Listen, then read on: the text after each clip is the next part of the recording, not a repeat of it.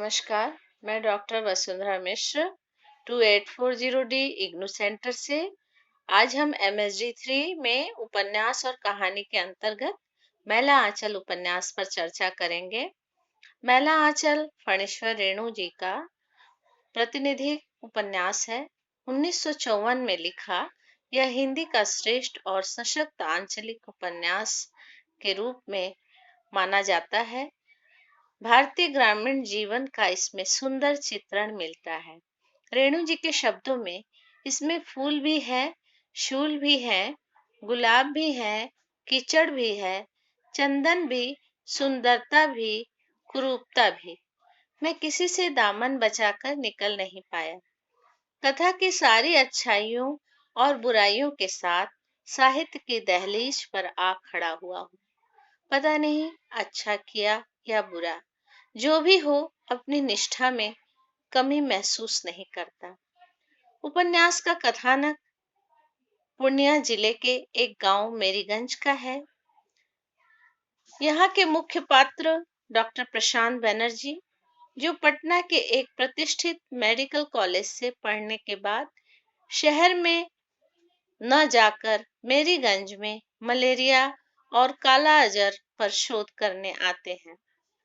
गांव वाले भी आश्चर्य करते हैं कि वह ऐसा डॉक्टर है जो रूढ़ियों को भी नहीं मानता, परंपराओं को भी नहीं मानता और गांव के तिरस्कृत लोग जो हैं उनको सहारा देता है। कहानी की नायिका है कमली, जो किसी अज्ञात बीमारी से पीड़ित है। कमली के पिता विश्वनाथ मलिक गांव के तहसीलदार हैं। तहसीलदारी छोड़कर वे कांग्रेसी नेता हो जाते हैं। इस उपन्यास में जमींदारी व्यवस्था के प्रतीक के रूप में इनका चित्रण हुआ है, लेकिन इनके व्यक्तित्व में दोहरापन लिए हुए है। घर में वह एक समझदार और हंसमुख व्यक्ति के रूप में आते हैं, लेकिन बाहर जमीन की लिप्सा से ग्रसित हैं।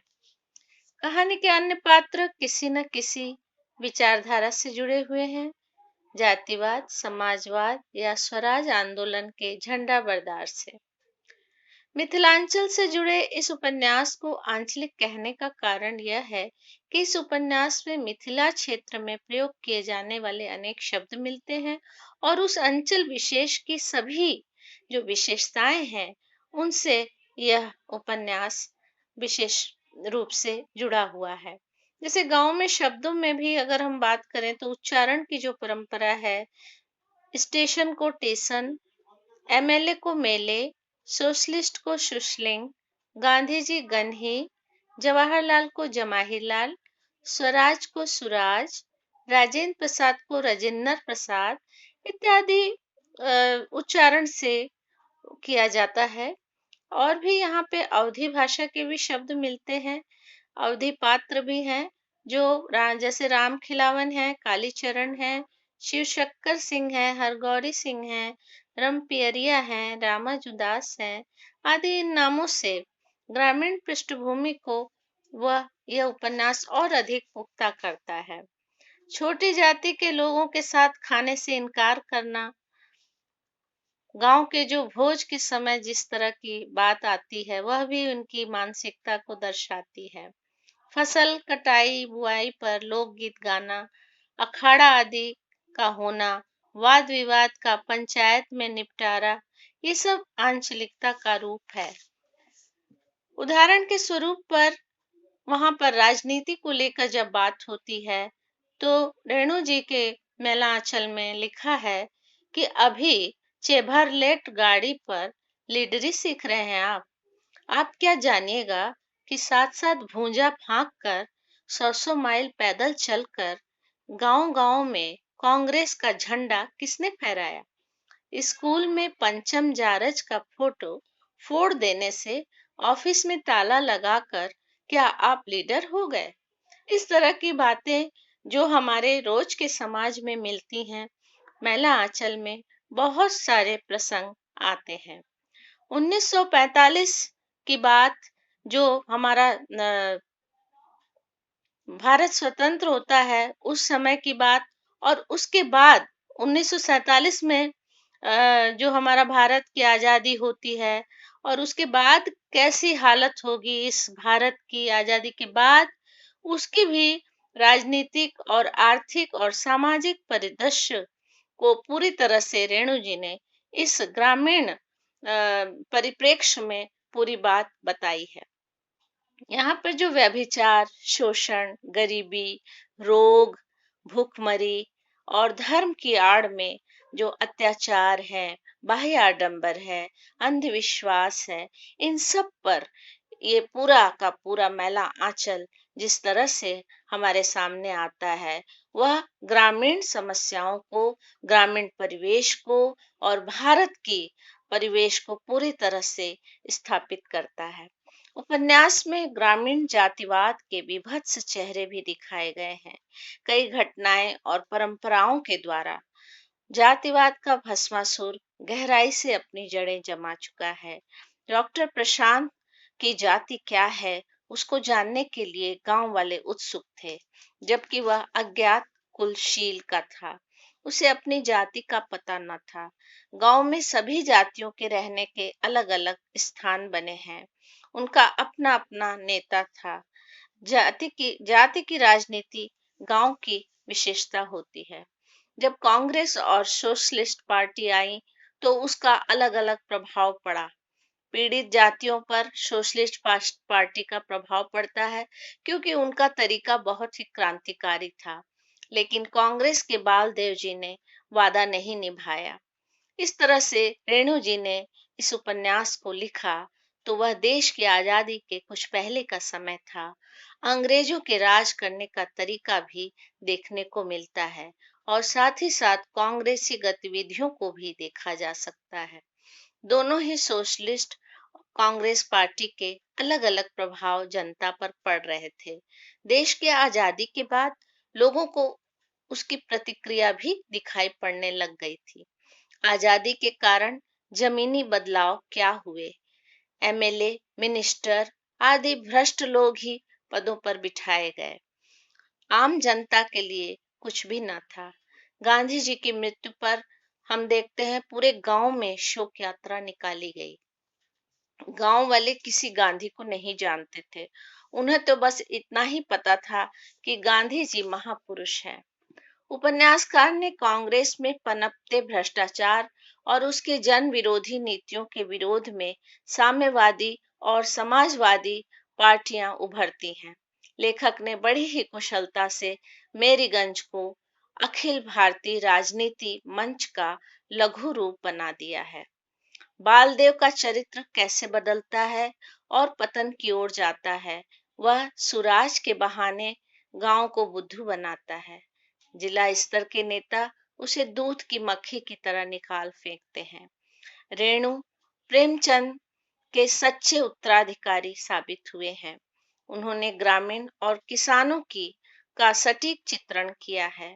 मेरीगंज के ग्रामीणों का फायदा तहसीलदार विश्वनाथ प्रसाद, मुखिया राम कृपाल सिंह, खिलावन यादव जैसे लोग लेते हैं, जो पूरी जमीन के मालिक बने हुए हैं और ग्रामीण और किसान उनकी गुलामी करते हैं।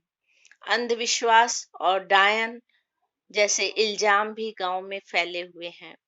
वह ज्योतिक ही फैलाता है। ज्योतिक माने ज्योतिष।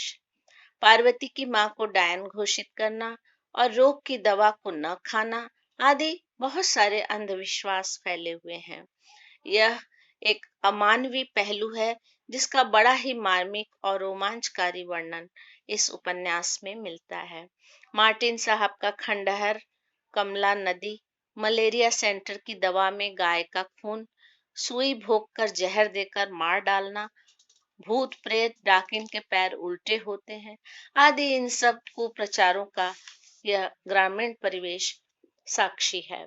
डॉक्टर प्रशांत के पत्र के द्वारा जो वह अपनी सहपाठी डॉक्टर ममता को लिखता है, वह लिखता है यहाँ गड्ढों और तालाबों में कमल के पत्ते भरे रहते हैं। कहते हैं फूलों के मौसम में छोटी छोटी गड़हैया की किस्म किस्म के कमल कमलिनी से भर जाती हैं, पर यहाँ के लोगों को तुम लोटस ईटर्स नहीं कह सकती।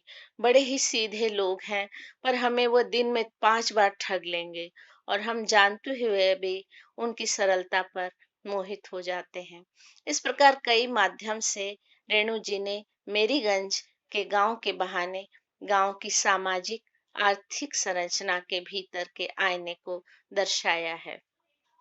कायस्थ राजपूतों और यादव जाति की प्रमुखता है। एक टोला संथालों का भी है। उनके झोपड़े भी उनके अपने नहीं हैं। गरीबी, गुलामी, अशिक्षा, अंधविश्वास, महामारी, अकाल, जातिवाद, नस्लवाद जैसी बातें मानव इतिहास में हमेशा से रही हैं और आगे समाप्त हो जाएंगी कहना मुश्किल है। कई जातियों के लोग यहाँ पर रह रहे हैं। इस आंचलिक उपन्यास में वहाँ का नृतत्व शास्त्रीय वैशिष्ट, लोक तात्विक चरित्र, वेशभूषा, राग रंग, उत्सव त्योहार आदि सब कुछ अपनी समग्रता और जीवंतता में उपस्थित है, तभी वह आंचलिक है।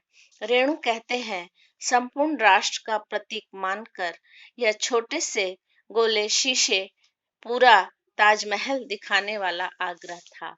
डॉक्टर प्रशांत कमली के साथ अपने सात्विक प्रेम में पड़ जाते हैं, लेकिन दूसरी ओर मेरीगंज के मठों में महंतों का चारित्रिक पतन, जहां सेविकाएं महंतों और संतों की रखैल बन जाती हैं।